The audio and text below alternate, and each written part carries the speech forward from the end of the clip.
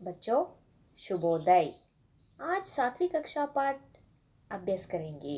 Okay बच्चों, उम्मीद हूँ पिछली कक्षा का होमवर्क पूरा किए थे ಅಂದ್ಕೊಂಡಿದ್ದೀನಿ। ನೀವು ಹಿಂದಿನ ಚಾಪ್ಟರ್ ಕೊಟ್ಟಿರೋದು ಥರ್ಡ್ ಚಾಪ್ಟರ್ ಕೊಟ್ಟಿರೋ ಎಲ್ಲ ಕ್ವಶನ್ ಆನ್ಸರನ್ನು ಬರೆದಿದ್ದೀರಾ ಅಂತ ಅಂದ್ಕೊಂಡಿದ್ದೀನಿ। ಪ್ರತಿಯೊಬ್ಬರು ಕ್ವಶನ್ ಆನ್ಸರನ್ನು ಬರೆದು ಪ್ರಾಕ್ಟೀಸ್ ಮಾಡಬೇಕು। ಜೊತೆಗೆ ಒಂದು ಸಲ ಅಕ್ಷರಗಳು ಅ ಇ ಒಂದು 5 ಲೆಟರ್ಸ್ಗೆ ಬಾರ ಕಡಿ ಮತ್ತು ಒತ್ತಕ್ಷರ ಪ್ರತಿನಿತ್ಯ ಕೂಡ ಇವುಗಳನ್ನು ಅಭ್ಯಾಸ ಮಾಡಲೇಬೇಕು। ನೀವು ಹೋಮ್ವರ್ಕ್ ಬುಕ್ಕಲ್ಲಿ ಇವುಗಳನ್ನು ಬರಿಬೇಕು ಮತ್ತು ನೋಟ್ಸಲ್ಲಿ ಕ್ವಶನ್ ಆ್ಯಂಡ್ ಆನ್ಸರ್ಸು ಇನ್ನೇನು ಅಭ್ಯಾಸದಲ್ಲಿ ಬರುತ್ತೆ ಅದೆಲ್ಲ ಬರಿಬೇಕು। ಗೊತ್ತಾಯ್ತಾ ಮಕ್ಕಳ? ओके, टुडे नया चैप्टर अभ्यास कर रहे थे। ओके, मैं भी चैप्टर 4 देखो बच्चों, सुनो केयरफुली। नया चैप्टर 4 मैं भी नाम का माता। ओके, इसका लेखक का नाम क्या है? इसका लेखक का नाम डॉक्टर दीविका रमेश। इस पद्य भाग का लेखक का नाम, कविता भाग का लेखक का नाम क्या है? डॉक्टर दीविका रमेश। ओके बच्चों, एक बार सुनो बच्चों कविता भागों को। फौज में भर्ती होकर देश की सेवा करने तथा राष्ट्रपति से पुरस्कार पाने के बच्चों के सपनों का कवि ने शब्द रूप दिया है। यह कविता सचमुच बच्चों के लिए प्रेरणादायक है। और एक बार देखो बच्चों दिस इंस्ट्रक्शंस को। फौज में भर्ती होकर देश की सेवा करने तथा राष्ट्रपति से पुरस्कार पाने के बच्चों के सपनों को कवि ने शब्द रूप दिया है। यह कविता सचमुच बच्चों के लिए प्रेरणादायक है। ओके बच्चों, एक बार सुनो बच्चों। रोज रोज सीमा की खबरें सुन सुनकर मन नहा मेरा मुस्कर रह जाता। अगर ना होता छोटा बच्चा तो लेकर बंदूक हाथ मैं भी नाम का माता। चटपट होकर बड़ी फौज में यही बस मन में आता। मैं भर्ती हो जाता। माँ कितनी खुश होती जब मैं एक बड़ा सा पुरस्कार भी राष्ट्रपति से पाना। ओके बच्चों,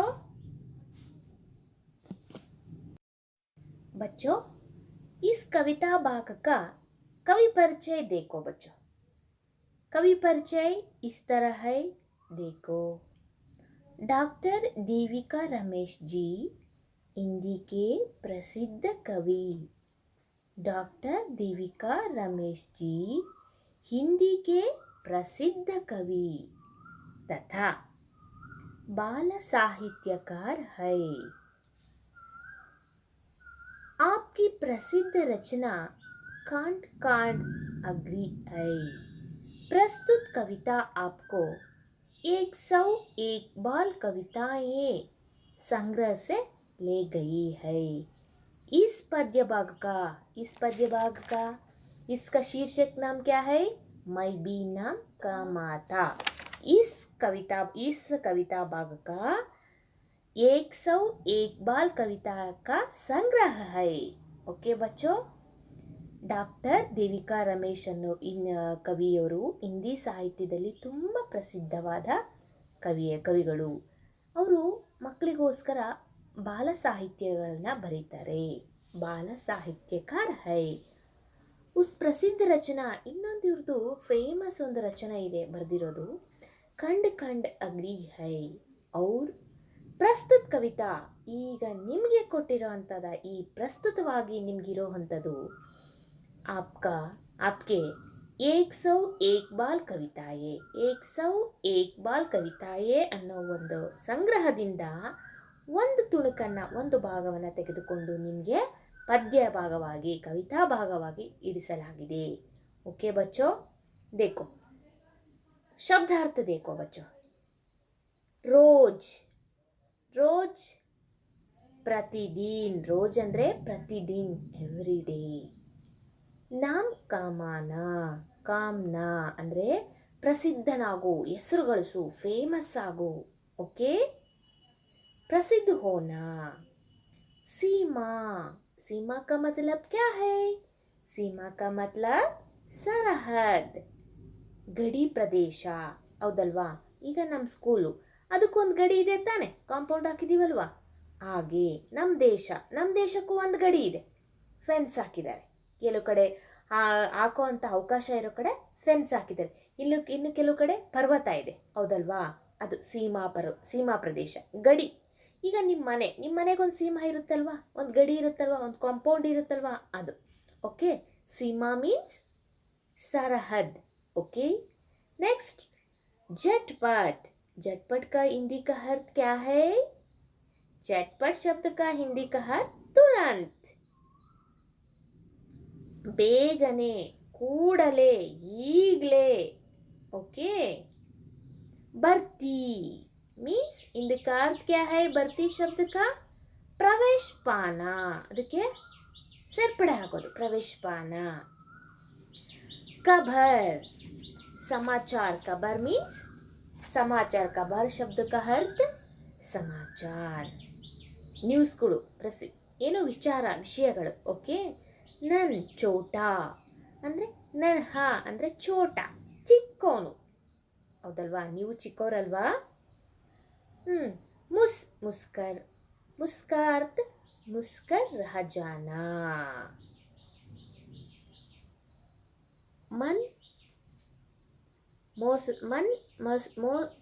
मसोंसा कर रहा जाना, दुखी होना. ओके बच्चों, फौज का अर्थ क्या है? फौज का अर्थ ಸೈನ್ಯ, ಆರ್ಮಿ ಇದೆಯಲ್ವಾ, ಅದು. ಏನು ಮಾಡ್ತಾರೆ ಫೌಜ್? ಸೈನ್ಯದಲ್ಲಿ ಸೇರ್ಕೊಂಡು ಏನು ಮಾಡ್ತಾರೆ? ದೇಶವನ್ನು ರಕ್ಷಣೆಯನ್ನು ಮಾಡ್ತಾರೆ ಫೌಜ್ ಅಂದರೆ. ಪುರಸ್ಕಾರ ಅಂದರೆ ಇನ್ನು ಕೆಲವು ಪದಗಳ ಅರ್ಥಗಳನ್ನ ನೋಡ್ಕೊಳ್ರಿ. ಪುರಸ್ಕಾರ ಅಂದರೆ ಇನಾಮ್, ಪ್ರೈಸ್. ಓಕೆ, ಖಬರ್ ಅಂದರೆ ಸಮಾಚಾರ, ಸುದ್ದಿ, ವಿಷಯ. ಓಕೆ, ನನ್ಸ ಅಂದರೆ छोटा सा, ಚಿಕ್ಕ. ओके बच्चों, इस शब्दार्थ को एक बार लिखो यूर नोट्स में. ओके, कवि परिचय और शब्दार्थ को लिखो, एक बार लिखो नोट्स में. बच्चों, इस कविता भाग को और एक बार देखो. कविता भाग पढ़ने के बाद एक हिंदी भावार्थ और कन्नड़ा भावार्थ देखे थे. ओके, देखेंगे. रोज रोज सीमा की खबरें सुन सुनकर मन नन्हा मेरा मुस्कर रह जाता. रोज रोज सीमा की खबरें सुन सुनकर मन नन्हा मेरा मुस्कर रह जाता. अगर ना होता छोटा बच्चा तो लेकर बंदूक हाथ में मैं भी न कमाता. ओके, अगर ना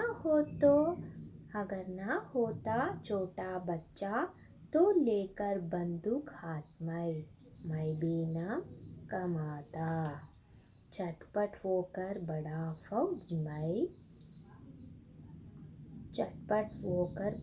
फौज में यही बस मन में आता. मैं भर्ती हो जाता. माँ कितनी खुश होती जब मैं एक बड़ा सा पुरस्कार भी राष्ट्रपति से पाता. और एक बार देखो बच्चों और सुनो केयरफुली.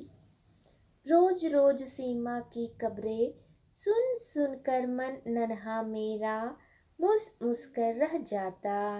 अगर ना होता छोटा बच्चा तो लेकर बंदूक हाथ में मैं भी नाम काम था। चटपट होकर बड़ा फौज में यही बस मन में आता, मैं भर्ती हो जाता। माँ कितनी खुश होती जब मैं एक बड़ा सा पुरस्कार भी राष्ट्रपति से पाता. ಓಕೆ, ಈ ಪದ್ಯ ಭಾಗದಲ್ಲಿ ಈ ಪದ್ಯ ಭಾಗದ ಹಿಂದಿ ಭಾವಾರ್ಥ ನೋಡೋಣ. ಓಕೆ, इस पद्य भाग का हिंदी भावार्थ देखें. आज देखेंगे. ओके, देखो बच्चों, इस पाठ में एक छोटे बच्चे ने सैनिक के साहस के बारे में सुनकर, इस पद्य भाग में छोटे बच्चे ने सैनिक के साहस के बारे में सुनकर वहाँ भी सेना में भर्ती होकर, छोटा बच्चा सेना में भर्ती होकर और पुरस्कार पाने की इच्छा को व्यक्त करता है.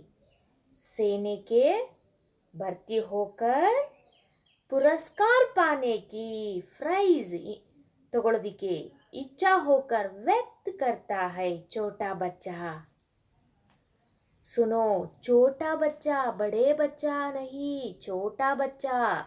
ओके, हर रोज सीमा की खबरें को सुनकर मेरा नन्हा सा मन दुखी होकर यह रह जाता है. हर रोज सीमा की खबरों को सुनकर मेरा नन्हा सा मन दुखी होकर रह जाता है. अगर मैं छोटा बच्चा ना होता तो वीर सैनिक बनकर, अगर मैं छोटा बच्चा ना होता तो वीर सैनिक बनकर हाथ ಅಂದ್ರೆ ಕೈ, हाथ में मैं बंदूक लेकर शत्रुओं से कहता और मैं भी नाम कमाता. ओके, मेरा मन में यही इच्छा होती है कि मैं जल्दी से बड़ा होकर फौज में भर्ती हो जाऊं. मैं मन में यही इच्छा होती है कि मैं जल्दी से बड़ा होकर फौज में भर्ती हो जाऊं. यदि मैं राष्ट्रपति से एक बड़ा पुरस्कार पा लेता तो मेरी माँ बहुत खुश होती है. इस प्रकार एक छोटे बच्चे के मन में मैं भी सैनिक के वीर कथाओं को सुनकर देश के लिए अपने को अर्पित करने का भाव प्रकट होता है. देश के लिए अपने को अर्पित करने का भाव, देश के लिए अपने करने का भाव प्रकट करता होता है. यहाँ पर एक छोटा बच्चे के मन की भावनाएं, अच्छा भावनाएं सुंदर ढंग से प्रकट हुई है, जो सब बच्चों के लिए प्रेरणादायक है. जो छोटे बच्चे का हिच्चा सब बच्चों के लिए ಪ್ರೇರಣಾದಾಯಕ है. ಓಕೆ, ಈ ಸಣ್ಣ ಮಗುವಿನ ಒಂದು ಆಸೆ ನಿಮ್ಮೆಲ್ಲರಲ್ಲೂ ಸಹ ದೇಶ ಸೇವೆಯನ್ನು ಮಾಡಬೇಕು, ಸೈನಿಕರಾಗಬೇಕು, ದೇಶವನ್ನು ರಕ್ಷಣೆ ಮಾಡಬೇಕು, ಭಾರತಾಂಬೆಯನ್ನು ಕಾಪಾಡಬೇಕು ಅನ್ನೋ ಮನೋಭಾವನೆಯನ್ನು ನೀವು ಬೆಳೆಸ್ಕೊಳ್ಳೋದಕ್ಕೆ ಈ ಮಗು ಹೇಳೋ ಒಂದು ಛೋಟಾ ಬಚ್ಚೆ ಹೇಳೋ ಒಂದು ಅವನ ಮನಸ್ಸಿನ ಅಭಿಲಾಷೆಗಳು ನಮಗೆಲ್ಲ ಪ್ರೇರಣಾದಾಯಕವಾಗಿದೆ. ಎನ್ಕರೇಜ್ಮೆಂಟ್ ಅದರಿಂದ ನಮಗೆ ಮಕ್ಕಳಿಗೆಲ್ಲ. ओके बच्चों, इस पद्य भाग का कन्नड़ भावार्थों को देखो बच्चों.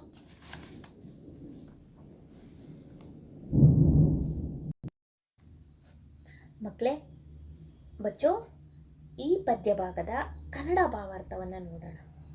ನಮ್ಮ ದೇಶವನ್ನು ಯಾರು ರಕ್ಷಣೆ ಮಾಡ್ತಾ ಇದ್ದಾರೆ? ನಾವಿಲ್ಲಿ ಆರಾಮಾಗಿ ಊಟ ಮಾಡಿಕೊಂಡು, ತಿಂಡಿ ತಿನ್ಕೊಂಡು, ಓದ್ಕೊಂಡು, ಓಡಾಡಿಕೊಂಡು, ಸಿನಿಮಾ ಪಾರ್ಕ್ ಅಂತ ಓಡಾಡ್ಕೊಂಡು ಹಿಂಗೆಲ್ಲ ಎಂಜಾಯ್ ಮಾಡ್ತಾಯಿದ್ದೀವಿ. ಆದರೆ ನಮ್ಮನ್ನೆಲ್ಲ ಯಾರು ಕಾಪಾಡ್ತಾ ಇದ್ದಾರೆ? ಗಡಿ ಪ್ರದೇಶದಲ್ಲಿ ಊಟ ಇಲ್ಲದೆ, ತಿಂಡಿ ಇಲ್ಲದೆ, ನಿದ್ರೆ ಇಲ್ಲದೆ, ಯಾವಾಗಲೂ ಬಂದೂಕನ್ನು ಇಟ್ಕೊಂಡು ಎಲ್ಲ ಬಾರ್ಡ್ರಲ್ಲೂ ಪಾಕಿಸ್ತಾನದವರು, ಈ ಕಡೆ ಚೀನಾದವರು, ಹೀಗೆ ನೆರೆಹೊರೆಯವರೆಲ್ಲ ಕಾಟ ಕೊಡ್ತಾ ಇರ್ತಾರೆ. ಯಾವಾಗಲೂ ಸದಾ ಕೊಡ್ತಿರ್ತಾರೆ, 24 ಅವರ್ಸು ಕೊಡ್ತಿರ್ತಾರೆ. ಆದರೆ ನಮ್ಮನ್ನೆಲ್ಲ ರಕ್ಷಣೆ ಮಾಡ್ತಿರೋರು ಯಾರು ಗೊತ್ತಾ ಮಕ್ಕಳೇ? ಸೈನಿಕರು, ಸೋಲ್ಜರ್ಸ್. ಅವರಿಗೆ ನಮ್ಮೆಲ್ಲರ ನಮನಗಳನ್ನು ತಿಳಿಸೋಣ, ಹೌದಲ್ವಾ? ಮೊನ್ನೆ ಪ್ರಧಾನಮಂತ್ರಿಯವರು ಹೇಳಿದ್ರಲ್ವಾ, ನಮಗೆ ಸೇವೆಗಳನ್ನು ಮಾಡ್ತಾ ಇರುವಂತಹ ಸೈನಿಕರಿಗೆ ನಾವು ನಮನವನ್ನು ತಿಳಿಸೋಣ. ನೋಡಿ, ನಮ್ಮ ನಿದ್ದೆ ಬಂದ ತಕ್ಷಣ ಆರಾಮ ಮಲ್ಕೋತೀವಿ, ಹೊಟ್ಟೆ ಹಸ್ತಂಕ ಆರಾಮಾಗಿ ಊಟ ಮಾಡ್ತೀವಿ. ಆದರೆ ಅವರು ಬಾರ್ಡ್ರಲ್ಲಿ ಈ ಐಸು, ಹಿಮ ಅಂಥ ಕಡೆ ಕಾಫಿ ಕುಡಿಯೋಕೆ ಹೋದರೆ ಅದು ಐಸಾಗಿರುತ್ತೆ. ಊಟ ಮಾಡೋಕೆ ಹೋದ್ರೆ ಅದೇನು ಬಿಸಿ ಬಿಸಿ ಇರುತ್ತೆ, ಎಲ್ಲ ಐಸ್ ಆಗಿಬಿಟ್ಟಿರುತ್ತೆ. ನಮ್ಮಂಗೆ ನೆನೆಸ್ಕೊಂಡ ತಕ್ಷಣ ಬಿಸಿ ಬಿಸಿಯಾಗಿ ಊಟ ಮಾಡೋ ಅವಕಾಶ ಅವ್ರಿಗೆ ಇಲ್ಲ. ಅವರು ತಮ್ಮ ಎಲ್ಲ ಆಸೆ ಆಕಾಂಕ್ಷೆಗಳನ್ನು ತ್ಯಾಗ ಮಾಡಿ ಭಾರತ ಮಾತೆನ, ಭಾರತ ದೇಶವನ್ನು, ಭಾರತ ಭೂಮಿಯನ್ನು, ಭಾರತದಲ್ಲಿ ವಾಸ ಮಾಡ್ತಿರೋ ನಮ್ಮನ್ನೆಲ್ಲ ರಕ್ಷಣೆ ಮಾಡ್ತಾ ಇದ್ದಾರೆ. ಅವರು ಯಾರು? ಸೈನಿಕರು, ಸೋಲ್ಜರ್ಸ್. ಅಂಥವ್ರಿಗೆ ನಾವು ಒಂದು ನಮನ ಸಲ್ಲಿಸ್ಬೇಕಲ್ವಾ, ಹೌದಲ್ವಾ? ನೋಡಿ ಮಕ್ಕಳೇ, ಅಲ್ಲಿಗೆಲ್ಲ ಯಾರು ಸೇರ್ಕೊಂಡಿದ್ದಾರೆ? ಬೇರೆ ದೇಶದವ್ರು ಸೇರ್ಕೊಳ್ತಾರ ಬಂದು? ಇಲ್ಲ, ನಮ್ಮ ಭಾರತ ದೇಶದವರೇ, ಭಾರತೀಯರೇ, ಭಾರತದ ಬಗ್ಗೆ ಹೆಚ್ಚಿಗೆ ಅಭಿಮಾನ ಇರೋರು ಸೈನ್ಯಕ್ಕೆ ಸೇರ್ಕೊಳ್ತಾರೆ. ನಿಮಗೂ ಸಹ ಭಾರತ ದೇಶದ ಬಗ್ಗೆ, ಭಾರತ ಮಾತೆ ಬಗ್ಗೆ ಅಭಿಮಾನ ಇದೆಯಾ? ಪ್ರೀತಿ ಇದೆಯಾ? ವಾತ್ಸಲ್ಯ ಇದೆಯಾ? ಹಾಗಾದರೆ ನೀವು ಕೂಡ ನಿಮ್ಮ ದೇಶವನ್ನು ರಕ್ಷಣೆ ಮಾಡ್ಬೋದು, ದೇಶ ಸೇವೆ ಮಾಡ್ಬೋದು. ಎಲ್ಲರೂ ಒಂದಲ್ಲ ಒಂದು ರೀತಿ ದೇಶ ಸೇವೆ ಮಾಡ್ತಾರೆ. ಅದರಲ್ಲಿ ಇದು ಒಂದು. ಡಾಕ್ಟ್ರಾಗಿ, ಪೊಲೀಸಾಗಿ, ಶಿಕ್ಷಕರಾಗಿ, ಹೀಗೆ ಎಲ್ಲರೂ ತಮಗೆ ಯಾವುದು ಇಷ್ಟನೋ ಆ ರೀತಿಯಾಗಿ ಸೇವೆ ಮಾಡ್ತಾರೆ. ಅದರಲ್ಲಿ ಮುಖ್ಯವಾದ ಸೇವೆ ಇದು ಸೈನಿಕ ಸೇವೆ ಇದೆಯಲ್ಲ, ಎಲ್ಲ ಸೇವೆಗಳಿಗಿನ್ನ ದೊಡ್ಡನಾದ ಸೇವೆ, ಹೌದಲ್ವಾ? ಅಂಥ ಸೇವೆನ ಮಾಡೋದಕ್ಕೆ ನೀವು ಕೂಡ ಸೇರ್ಕೋಬೋದು ಮಕ್ಕಳ. ಅದಕ್ಕೆ ಬೇಕಾದ ಅರ್ಹತೆಗಳನ್ನು ನಾವು ಗಳಿಸ್ಕೋಬೇಕು. ಓದಬೇಕು, ಎಕ್ಸಾಮ್ ಪಾಸ್ ಮಾಡಬೇಕು, ಫಿಸಿಕಲಿ ಇರಬೇಕು, ಅಂದರೆ ದೈಹಿಕವಾಗಿ ನಾವು ಹೈಟು ವೆಯ್ಟು ಎಲ್ಲ ಅದನ್ನು ಕಾಪಾಡ್ಕೋಬೇಕು. ಅಂಥವ್ರನ್ನ ಮಾತ್ರ ಸೇರಿಸ್ಕೊಡ್ತಾರೆ. ತೆಳ್ಳಗೆ ಗಾಳಿಗೆ ಹಾರ್ಕೊಂಡು ಹೋಗೋ ಅಂಥವ್ರನ್ನ ಸೇರಿಸ್ಕೊಳ್ಳಲ್ಲ. ಅಂಥ ಬಂದೂಕುಗಳನ್ನ ಇಟ್ಕೊಳ್ಳೋಂಗಿರಬೇಕು, ಭಾರವಾದವು, ಫೈರ್ ಮಾಡೋವಂಥ ಕೆಪಾಸಿಟಿ ಇರಬೇಕು, ಶಕ್ತಿ ಇರಬೇಕು. ಅಂಥವರು ಮಾತ್ರ ಆರ್ಮಿಗೆ ಸೇರ್ಕೋಬೋದು. ನಿಮ್ಮಲ್ಲೂ ಕೂಡ ಆರ್ಮಿಗೆ ನಿಮ್ಮಿಷ್ಟು ಜನದಲ್ಲಿ ಒಬ್ರಿಗಾದರೂ ಆರ್ಮಿಗೆ ಸೇರ್ಕೋಬೇಕು ಅಂತ ಆಸೆ ಬರುತ್ತಾ? ಒಬ್ರಿಗಾದರೂ ಆಸೆ ಬಂದರೆ ಅದೇ ಸಾರ್ಥಕ. ಒಬ್ರಿಗಾದರೂ ಒಂದು ಆಸೆ ಅನ್ನೋದು ಬರಬೇಕು, ಸೇರ್ಕೊಳ್ಳೋದು ನೆಕ್ಸ್ಟ್ ಸೆಕೆಂಡರಿ. ಬಟ್ ಅವರು ನಾನು ಸೇರ್ಕೋಬೇಕು, ನಮ್ಮ ದೇಶನ ರಕ್ಷಣೆ ಮಾಡಬೇಕು ಅನ್ನೋ ಮನಸ್ಸು, ಮನೋಭಾವ ನಿಮ್ಮಲ್ಲಿ ಬರಬೇಕು. ನೋಡಿ, ಆ ಸಣ್ಣ ಮಗುನಲ್ಲಿ ಎಂಥ ಮನೋಭಾವ, ಎಂಥ ಆಸೆ ಆಕಾಂಕ್ಷೆ ಹುಟ್ಟಿದೆ. ಅದು ದಿನನಿತ್ಯ ಸೈನ್ಯದಲ್ಲಿ ನಡೆಯುವಂಥ ಗದ್ದಲಗಳು, ಗಲಾಟೆಗಳು, ಯುದ್ಧಗಳನ್ನು ಕೇಳಿ ಕೇಳಿ ಕೇಳಿ ಆ ಮಗು ಮನಸ್ಸಿನ ಮೇಲೆ ಇಂಥ ಒಂದು ಒಳ್ಳೆ ಮುದ್ದಾದ ಪರಿಣಾಮ ಬೀರಿದೆ, ಗೌರವಿತವಾದ ಪರಿಣಾಮ ಬೀರಿದೆ, ಹೌದಲ್ವಾ? ಆ ಮಗು ಕೇಳ್ಕೊಂಡು, ಆ ಮಗು ಹೆದರ್ಕೊಳ್ತಾ ಇದೆಯಾ? ಇಲ್ಲಪ್ಪ, ಅಲ್ಲೆಲ್ಲ ಹೋದರೆ ಶೂಟ್ ಮಾಡಿ ಸಾಯಿಸ್ಬಿಡ್ತಾರಪ್ಪ, ನಿದ್ದೆಗೆಡಬೇಕಪ್ಪ, ಊಟ ಸರಿಗಿರಲ್ಲಪ್ಪ, ಯಾವಾಗಲೂ ಸಿಗುತ್ತೆ ಊಟ ಮಾಡ್ಬೋದು, ಆದರೆ ನೆನೆಸ್ಕೊಂಡ ತಕ್ಷಣ ನೆನೆಸ್ಕೊಂಡದ್ದು ಸಿಗೋದಿಲ್ಲ ಅನ್ನೋದು. ಆ ಮಗು ಅದನ್ನೆಲ್ಲ ಬಿಟ್ಟು, ಇಲ್ಲ ನಾನು ಆರ್ಮಿಗೆ ಸೇರಿಕೊಂಡು ನಾನು ಹಾಗೆ ಮಾಡಬೇಕು, ನಾನು ನಮ್ಮ ದೇಶವನ್ನು ರಕ್ಷಣೆ ಮಾಡಬೇಕು, ಶತ್ರುಗಳ ವಿರುದ್ಧ ಹೋರಾಡಬೇಕು ಅನ್ನೋ ಮನೋಭಾವನೆಯನ್ನು ಎಷ್ಟು ಚೆನ್ನಾಗಿ ಬೆಳೆಸ್ಕೊಂಡಿದೆ ನೋಡಿ ಆ ಮಗು, ಹೌದಲ್ಲ? ನೋಡಿ, ಅದ್ರ ಪೂರ್ತಿ ಕನ್ನಡ ಭಾವಾರ್ಥನ ಸಿಂಪಲಾಗೆ ಹೇಳ್ಬಿಡ್ತೀವಿ, ಅರ್ಥ ಮಾಡ್ಕೊಳ್ಳಿ ಮಕ್ಕಳು. ಈ ಪಾಠದಲ್ಲಿ ಒಂದು ಚಿಕ್ಕ ಮಗುವಿನ ಮನದ ಭಾವನೆ ವ್ಯಕ್ತವಾಗಿದೆ. ಒಂದು ಚಿಕ್ಕ ಮಗು ತನ್ನ ಮನಸ್ಸಲ್ಲಿರೋದನ್ನು ಹೇಳ್ತಾ ಇದೆ. ಪ್ರತಿದಿನ ಗಡಿಯಲ್ಲಿ ಸೈನಿಕರ ಸಾಹಸಗಳನ್ನ ಕೇಳಿ ಒಂದು ಚಿಕ್ಕ ಮಗುವಿನಲ್ಲಿ ಆ ಮಗು ಸಹ ಸೈನ್ಯದಲ್ಲಿ ಸೇರಿ ತಾನು ಹೋರಾಡಿ ರಾಷ್ಟ್ರಪತಿಯಿಂದ ಪುರಸ್ಕಾರವನ್ನು ಪಡಿಬೇಕು ಅನ್ನೋ ಆಸೆ ಆ ಮಗುವಿನ ಮನಸ್ಸಿನಲ್ಲಿ ಹುಟ್ಟುತ್ತಾ ಇದೆ. ಇದು ಎಲ್ಲ ಮಕ್ಕಳಿಗೂ ಸಹ, ನಿಮ್ಮೆಲ್ಲ ಮಕ್ಕಳಿಗೂ ಪ್ರೇರಣೆ ಆಗಿರಲಿ. ಓಕೆ, ಪ್ರತಿದಿನ ಗಡಿಯಲ್ಲಿ ಸೈನಿಕರು ವೀರಕಥೆಯನ್ನು ಕೇಳಿ ಕೇಳಿ ಕೇಳಿ ತನ್ನ ಮೃದುವಾದ ಮನಸ್ಸು ದುಃಖದಿಂದ ಮುದುಡಿ ಹೋಗುತ್ತದೆ. ದಿನಾ ಸೈನಿಕರು ಹೊಡೆದಾಡೋದು, ಸಾಯೋದು, ಇದನ್ನೆಲ್ಲ ಕೇಳಿ ಕೇಳಿ ಮಗುವಿನ ಮನಸ್ಸಲ್ಲಿ ತುಂಬ ಆ ಮೃದುವಾದ ಮನಸ್ಸು ಸಹ ದುಃಖದಲ್ಲಿ ಮುಳುಗುತ್ತದೆ. ಮುಳುಗಿ ಹೆದರ್ಕೊಳ್ಳೋದಿಲ್ಲ ನೋಡ್ರಿ ಆ ಮಗು. ಚಿಕ್ಕವನಾಗಿರದೇ ಇದ್ದರೆ ನಾನು ಕೈಯಲ್ಲಿ ಬಂದೂಕ ಹಿಡಿದು ಹೋರಾಟ ಮಾಡ್ತಿದ್ದೆ. ನಾನು ಏನಾದರೂ ಚಿಕ್ಕವನಾಗಿಲ್ದಂಗೆ ಇದ್ದಿದ್ರೆ ನಾನು ಸಹ ಹೋಗಿ ಕೈಲಿ ಬಂದೂಕ ಹಿಡ್ಕೊಂಡು ಶತ್ರುಗಳ ವಿರುದ್ಧ ಹೋರಾಡ್ತಿದ್ದೆ ಅಂತ ಆ ಮಗು ಹೇಳ್ತಾ ಇದೆ. ಹೆಸರು ಗಳಿಸ್ತಾ ಇದ್ದೆ. ನಮ್ಮ ದೇಶದಲ್ಲಿ ದೊಡ್ಡ ಪ್ರಶಸ್ತಿ ಇದೆಯಲ್ಲ, ರಾಷ್ಟ್ರಪತಿ ಪುರಸ್ಕಾರ, ತುಂಬ ದೊಡ್ಡ ಬಹುಮಾನ ಅಲ್ವಾ ಅದು. ಆ ಪುರಸ್ಕಾರವನ್ನು ಪಡ್ಕೋತಾ ಇದ್ದೆ. ನಾನು ಸಹ ಬೇಗನೆ ದೊಡ್ಡವನಾಗಿ ಸೈನ್ಯದಲ್ಲಿ ಸೇರಬೇಕೆಂಬುದು ನನ್ನ ಮನದ ಆಸೆ ಆಗಿದೆ. ನಾನು ಸಹ ಸೈನ್ಯಕ್ಕೆ ಸೇರಬೇಕು ಅನ್ನೋದು ನನ್ನ ಮನಸ್ಸಿನ ಆಸೆ. ನಾನು ರಾಷ್ಟ್ರಪತಿಯಿಂದ ಒಂದು ದೊಡ್ಡ ಪುರಸ್ಕಾರವನ್ನು ಈ ರೀತಿ ಸೈನ್ಯದಲ್ಲಿ ಸೇವೆ ಮಾಡ್ತಾ ಇರೋಗೋಸ್ಕರ ಪರಮವೀರ ಚಕ್ರ, ವೀರ ಚಕ್ರ, ರಾಷ್ಟ್ರಪತಿ ಪುರಸ್ಕಾರ ಇವರೆಲ್ಲ ವರ್ಷಕ್ಕೊಂದ್ಸಲ ಕೊಡ್ತಾ ಇರ್ತಾರೆ. ನೋಡ್ತೀರಾ, ಆಗಸ್ಟ್ 15 ರಾಷ್ಟ್ರಪತಿ ಭವನದಲ್ಲಿ ಡೆಲ್ಲಿನಲ್ಲಿ. ಆ ರೀತಿ ನಾನು ಸಹ ರಾಷ್ಟ್ರಪತಿ ಪುರಸ್ಕಾರವನ್ನು ಪಡಿಬೇಕು. ನಾನು ರಾಷ್ಟ್ರಪತಿ ಪುರಸ್ಕಾರವನ್ನು ಪಡ್ಕೊಂಡ್ರೆ ನಮ್ಮ ತಾಯಿ ಎಷ್ಟು ಖುಷಿ ಆಗ್ತಾಳಲ್ವ. ನೀವು ಚೆನ್ನಾಗಿ ಓದಿ ಚೆನ್ನಾಗಿ ಪ್ರೈಸ್ ತೊಗೊಂಡ್ರೆ ನಿಮ್ಮಮ್ಮ ಅಪ್ಪ ಎಲ್ಲ ಎಷ್ಟು ಸಂತೋಷ ಪಡ್ತಾರಲ್ವ. ನಾವು ಕೂಡ, ನಿಮ್ಮ ಶಿಕ್ಷಕರು ಕೂಡ, ನಾವು ಕೂಡ ನೀವು ತೊಗೊಂಡ್ರೆ ತುಂಬ ಸಂತೋಷ ಪಡ್ತೀವಿ. ಆಗಬೇಕು. ನೀವು ಕೂಡ ನಿಮ್ಮ ಮನಸ್ಸಲ್ಲೂ ಕೂಡ ಇಂಥ ಒಳ್ಳೆಯ ಮನೋಭಾವನೆಗಳು ಹುಟ್ಟಬೇಕು, ಬೆಳಗಬೇಕು, ಪ್ರಜ್ವಲಿಸಬೇಕು ಅನ್ನೋದು ನಮ್ಮ ಆಸೆ ಆಗಿದೆ. ಹೀಗೆ ಚಿಕ್ಕ ಮಗುವಿನಲ್ಲಿಯೂ ಸಹ ದೇಶಾಭಿಮಾನ ಉಕ್ಕಿ ಬರುತ್ತದೆ. ಪ್ರತಿಯೊಬ್ಬರಲ್ಲೂ ನಿಮ್ಮಲ್ಲಿ ಎಲ್ಲರಲ್ಲೂ ದೇಶಾಭಿಮಾನ ಇರಬೇಕು. ಪ್ರತಿಯೊಬ್ಬರಲ್ಲೂ ದೇಶಾಭಿಮಾನ ಇರಬೇಕು. ನಮ್ಮ ದೇಶದ ಸೈನಿಕರ ವೀರಗಾಥೆಗಳನ್ನು ಕೇಳಿ ಚಿಕ್ಕ ಮಗು ಸಹ ಸೈನ್ಯದಲ್ಲಿ ಸೇರಿ ದೇಶಕ್ಕಾಗಿ ಹೋರಾಡಬೇಕೆಂದು ಬಯಸುತ್ತದೆ, ಆಸೆ ಪಡುತ್ತದೆ. ಇದು ಎಲ್ಲ ಮಕ್ಕಳಿಗೂ ಪ್ರೇರಣೆ ಆಗಬೇಕು. ನೋಡಿ, ನಮ್ಮ ದೇಶ, ನಮ್ಮ ಭಾರತ ಮಾತೆ, ನಮ್ಮ ನೆಲ ಅನ್ನೋದು ಪ್ರತಿಯೊಬ್ಬರಲ್ಲೂ ಇರಬೇಕು.